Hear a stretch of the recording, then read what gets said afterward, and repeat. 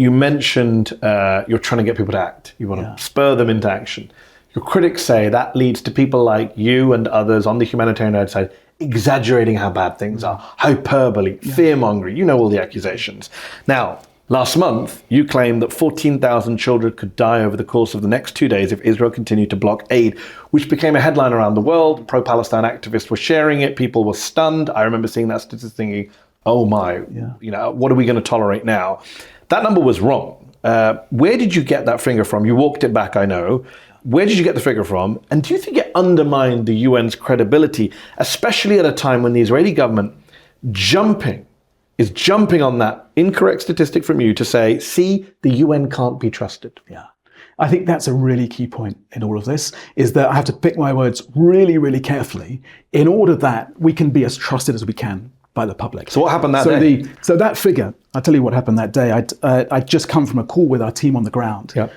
Desperate to get aid in. I'd asked them for an update. The trucks on the border, we were talking about baby food.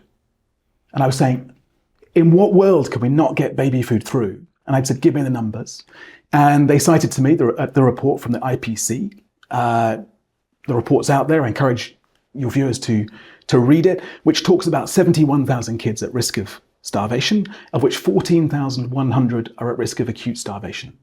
Now, those kids haven't gone away. That level of starvation. Yeah, they're still a threat, but it wasn't the next 24, 48 hours. That was your mistake. Exactly. And it's no consolation to those kids that we're arguing over the 24, 48 hours. And that, by the way, I called them babies and they're 0 to 5-year-olds.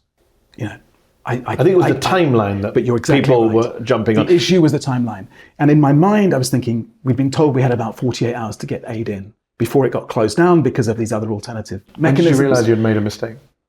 I realised in the following days, particularly as there was a backlash, and people quite rightly called on me to correct it, as I then did, obviously, several times. It wasn't just a backlash. The Israeli Foreign Minister accused you of a blood libel. What is your response to the Israeli Foreign Ministry?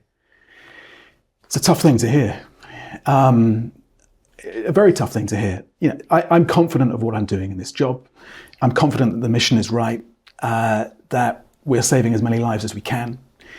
And I'm also learning that I have to be utterly clear in my language